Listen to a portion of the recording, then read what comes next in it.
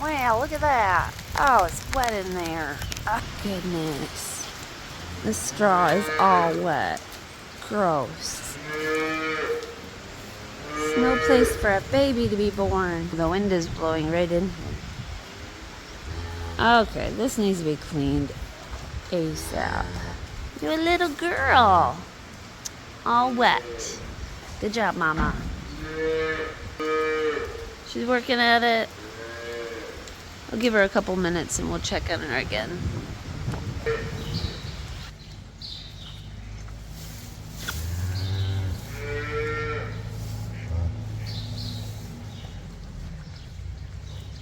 They switched. So we have Little Red as a girl, Black and White is a boy. Happy birthday, calves. Good morning, everyone. Welcome to Acres of Clay. We were not expecting this. All this rain. Yesterday we got, I don't know, downpoured. Now we had mud. We had lots of mud to start with, as all the snow and the frost is coming out of the ground, because this week has been really quite a nice week, very warm, and so we had plenty of mud. But yesterday and today, the rain has added to the mud. Wow, it's loud in here. So this morning I've got to wash everything down in the robots, but it looks like they're all being used at the moment. And typically I want to wash when it's kind of a lull. I think all of them are being used. So we got this cow here. She's almost done. She's at 28 pounds. She's been in the box for almost 7 minutes. I think our average box time is about 7, maybe 8 minutes. This one's almost done. This one just came in, so she's just starting. That's her milk. And this one here just came in. I don't think she's hooked up yet because you can hear the arm moving. Oh, yep, it's cleaning her.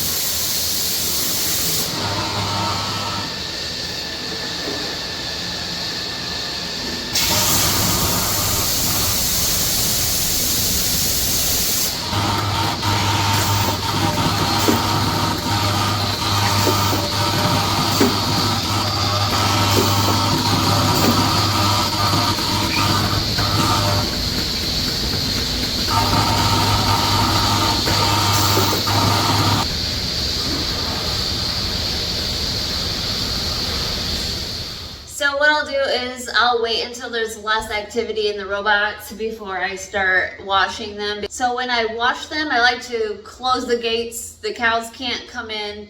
I'll do a good thorough cleaning. We do that once a day, and then throughout the day we just kind of rinse them off and hose down any manure in areas because they can get pretty messy. So probably once the guys feed the cows and everybody goes to the feed bunk to eat, then they'll probably stop visiting quite so much, and then I'll wash. So we'll do it that way, and then I'll bring you along. I want to do a time lapse of the cows, so maybe I'll do that now, and that way you guys have an idea of their activity around the robots, and I think that'll be interesting, right?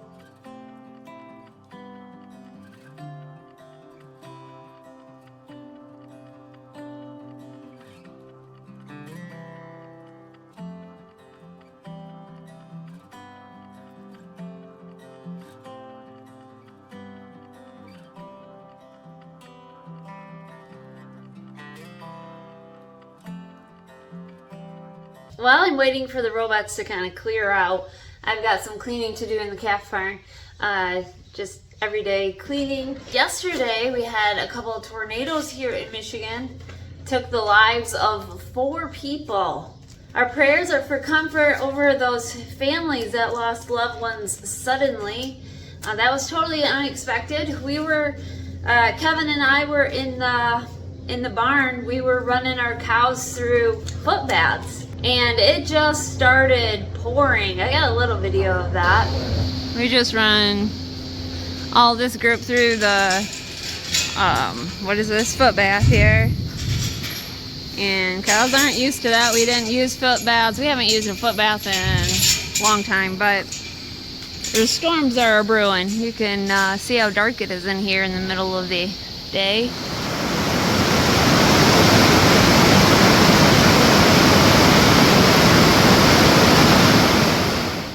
Because we didn't have enough mud to begin with. Yeah. And our yard, which isn't a yard yet, is now looking like a pond. Yep. We'll have Lovely. to build a boat. Okay, we'll build a boat. So while I clean in here, maybe I'll do a little time lapse of what the calves are doing. They tend to get nosy sometimes, so I'll put the camera out there.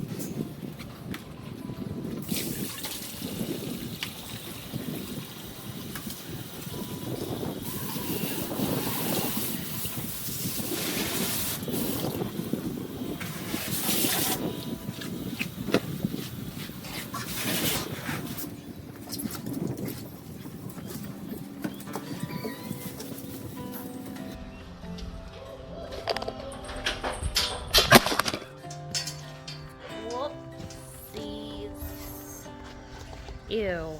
Sorry about that. Sorry about dropping you. But I got my camera all cleaned back up, and hopefully I didn't break anything.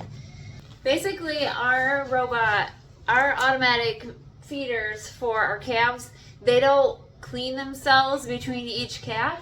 So I just do a thorough cleaning regularly. I sanitize everything.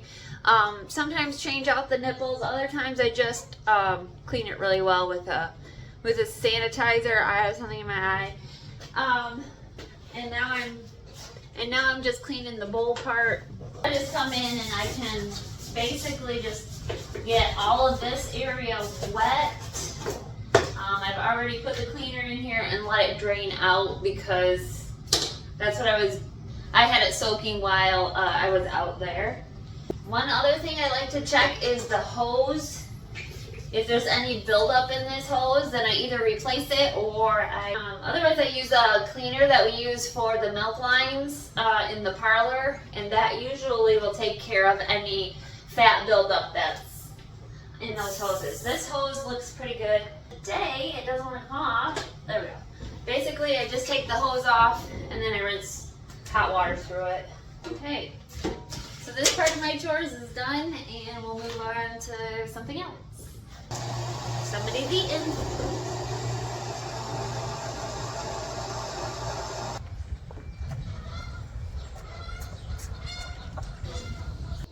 The cows have all kind of simmered down now, and there's a couple robots that are open for me to start cleaning. So I'm gonna go out there and clean them up, and I'll bring you along, show you how I do it.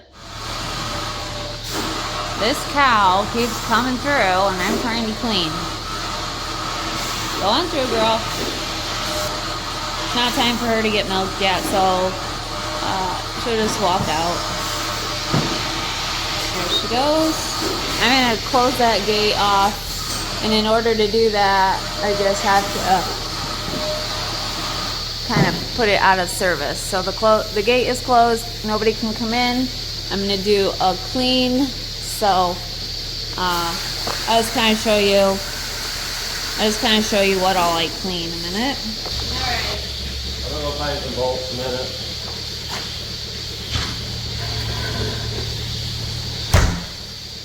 So basically, I washed the arm, I washed the cup, I washed the floor down, I washed the trap underneath here, I washed all this area. That's what I do. And this gets done every day.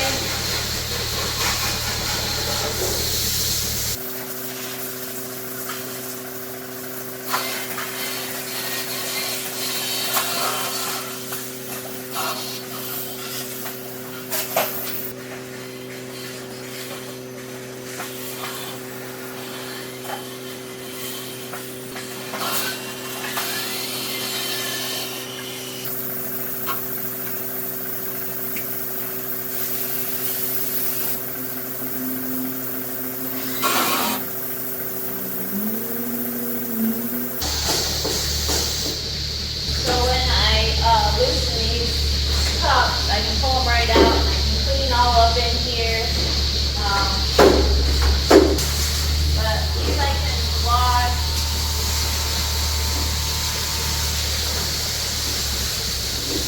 Then I can fix them all back up.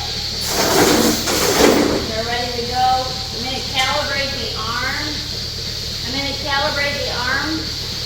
Before it's done. But I'll finish washing first.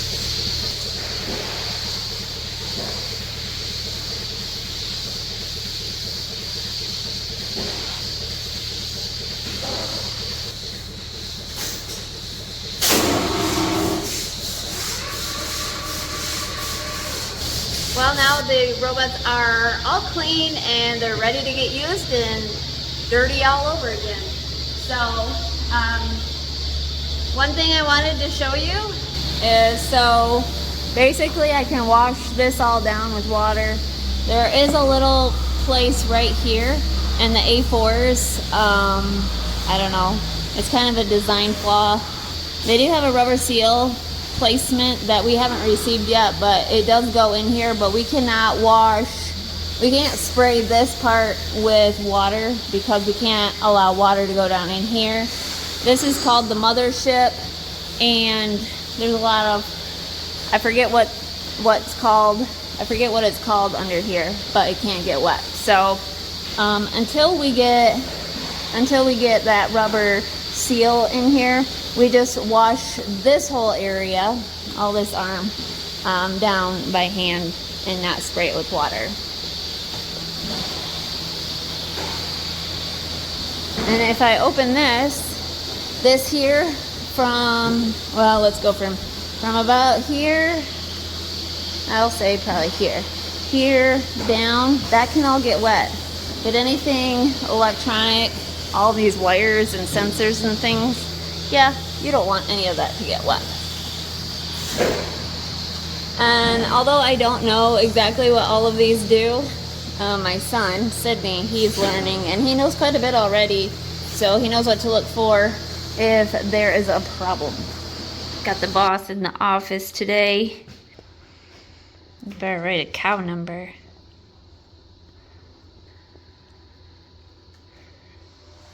Good job. Thank you. You're welcome.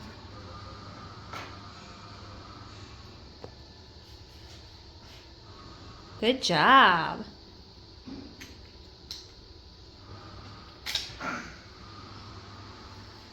Taking a quick break from the farm and gonna do a... Yeah, what are we doing? We're gonna run to Menards. Oh, Menards. Yeah, so there actually was a a Menards local that got, I think it got destroyed. I don't know how much of it. Yeah, it at least got the part of the roof. Part of the roof ripped off. So basically about an hour south of us, the town of Three Rivers, they really got hit hard, in Union City, which is a little further away. They got hit hard yesterday with tornadoes. With storms, and yeah, Well, there was 3 tornadoes. Oh, there were 3. Yeah, it wasn't the same one. That supercell produced 3 tornadoes from basically, trying to think, down by the Indiana-Michigan line, kind of up through Three Rivers, then to Union City, and then I didn't hear nothing after that. So, yeah, one of my truck drivers, he showed us pictures from down there, because he hauls milk down there to Constantine in the area, and yeah, there's a lot of destruction. So. You were saying something about like the weather. We've had, like, today it's 60 degrees out, and I think it's gonna cool off. But you said yesterday we had like record rainfall or something. Yeah, yesterday a lot of the records were like 3/4 of an inch of rain. And yeah, we got 1.5 to 2 inches. Well, I don't know about 2, but close to 2 inches in a lot of this area. So yeah, we really got a lot of rain out of this storm system that went through. And we're not cooling off yet. I think the dew point is changing. We're still at 60 degrees, but it don't feel quite as humid as it did yesterday. But yeah, what was interesting yesterday is that Indiana-Michigan line, it was almost 80 degrees, and then up where we were in the upper 50s, and that contrast made it so we could have actually these big storms that developed. And that's big for us, because normally we don't hardly ever have tornadoes. Yeah. So yeah, there's some great videos. If you search tornado in Three Rivers, yeah, you can see, or Union City, there's some really good video of seeing the tornado and the damage done. We've gone to that Menards many times, and so it's kind of surprising to see that when it's to a place that you know. Yeah, and like yeah, because there's in Three Rivers, there's a hospital that got part of its roof ripped off, and then a hotel and stuff, but that's all places we know. Yeah. Anyway. So we thought we'd just kind of give you an update that, yeah, that's about an hour south of us. Straight south. We didn't have anything like that around here. We had a little bit of wind, some thunder, and really heavy rain, but that was about it. Here we are, Menards. This is our closest one. Yes, this is the closest Menards for us. So this is the one that we frequent the most. But this is a very busy Menards. Yeah. There's other Menards that we've been to. They are very non-busy. And those are nice, but they're backwards too. Backwards to what we're used to. Do you ever have a problem with a store that everything, you're used to it all one way, and then you go to a different store and everything's backwards? That just throws me off. Anyway, we'll find a parking. I bet we have a trailer. So, got our first item, which is a shelf for in the robot barn, because we gotta put stuff on the shelves. Yeah. So yeah, it's shelving for the chemical room, and we didn't want metal because the chemical room has, I don't know, like it's a separate room in and of itself because of the chemicals and the corrosiveness of those chemicals. So we didn't want metal shelving in there in case of corrosion. So not that the chemicals are going to touch the shelves or anything, and they're not even going to be by it, but I think it being in the air, the smell even, I don't know, you can smell chemicals, so I don't know if that over time would be corrosive, but we're just going with plastic, see how they work. So once we gotta get track on our overhead door there yet, and then we'll open it up. And then it'll stay open most of the time. Yeah, so we do have an overhead door. But at least during the winter it's gotta stay closed. So we got our first thing. Next thing, we need some clips for gate chains. Oh yeah? Yeah, that's around the corner. Okay. Okay. I got this kind last year and I didn't like it, so I still actually have some of it. And I don't know what to do with it yet, but I'm not gonna get it this year. And then this professional growing mix. It's the same brand. I don't know if I like that either. Not getting any garden soil. Yeah, you could do that.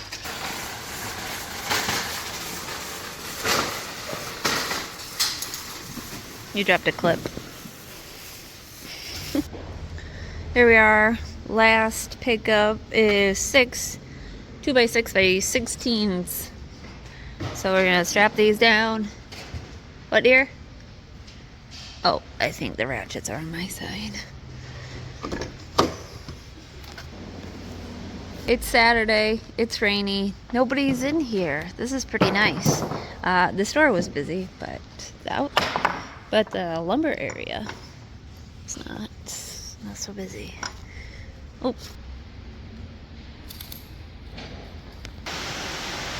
Here we go. And the rain has picked up again. Alright.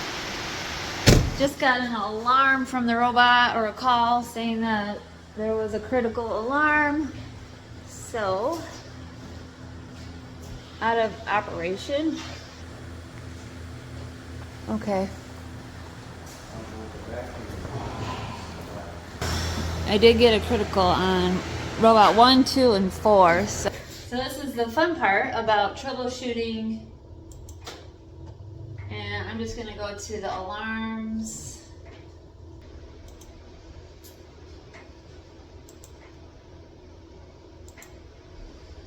See what Kevin says about this one. You hit the arrow. You click the arrow? Yeah, and turn the robots back on. Oh, did they automatically shut off until you come in? Okay. So you hit that. And push, start, okay. So let's see what she does. Did it dump any milk or do they know? I have no idea. Why would it dump milk? I had a critical vacuum alarm. Sometimes it won't hook the cow on, it'll just kick her out. Oh. That's why you gotta go look. Oh, let me go look. So your visits. See the last one was through. They were all successful. Okay. At 3:46, 10 minutes ago. So it might have just happened. And this one's 3:30. Oh. 3:21, 3:14. It's been going. They're all, well, 207. Nothing in second group since.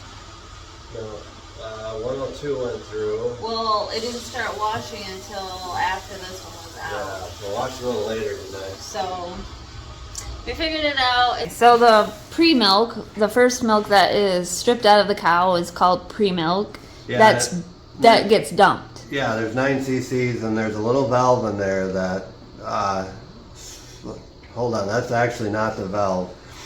So there's 9 cc's out of each quarter that gets put into a pre-milk chamber. There's little balls that shut, and then there's an air valve that opens to allow vacuum to the teacup when it gets put on. But when that quarter is done, that valve is not fully closing, and we've lubricated them up with some food grade grease, and that's what. But somehow that's only after a wash, not a milking. Yeah. We've only had issues when it gets really hot after the wash water. So I don't know if we gotta go with a little different O-ring or just a tickle smaller. I don't know. There's some things that we're looking at. It seems to be sticking lately. Yeah, we're working with the dealer too, and it's not happening all the time. It's just hit and miss. Well, essentially, what's happening is when a cow gets done milking, the inflation pulls off, but the air doesn't shut off, so it's constantly sucking air,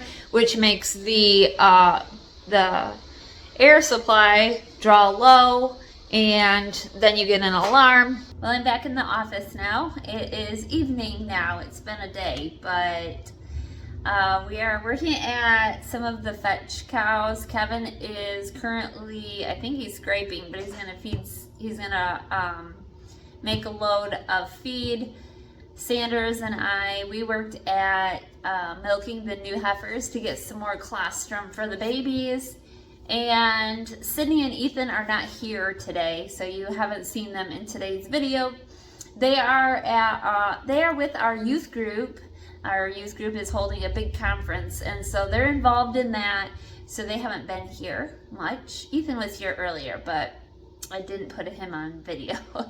Oh, and I wanted to say, if you are not following me on Facebook, Instagram, and TikTok, go ahead, check out my page. I'm trying to grow those pages, and I want to be a little bit more active on those social sites.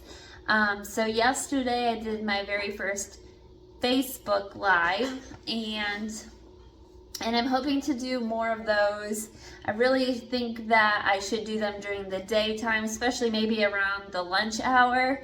That way I have more lighting. Last night I felt like it was just too dark. So definitely do more lives now that we have fast internet. I can do that. And now that the weather is also starting to get a little bit nicer anyway. So you can be looking, hopefully be looking forward to at least more posts and hopefully some more lives. I could do lives on YouTube also, but let me know if you want me to do short lives. They wouldn't be long ones throughout the week. I can do that here on YouTube as well. Just let me know what you guys prefer, because I know that your input is what makes a difference. It's what counts. So thanks for all of you that did join me during the live, and those that watched later afterwards. I know I gave a short notice, so anyway, I am going to call it a day. We still have some cows to fetch yet. Some of the fresh heifers that still need a little bit of persuasion, so we're fetching those here in a little bit when Kevin comes back, and then we're going to call it a day. Thank you all for joining, and I hope you have an amazing weekend. We'll see you in the next video. Take care.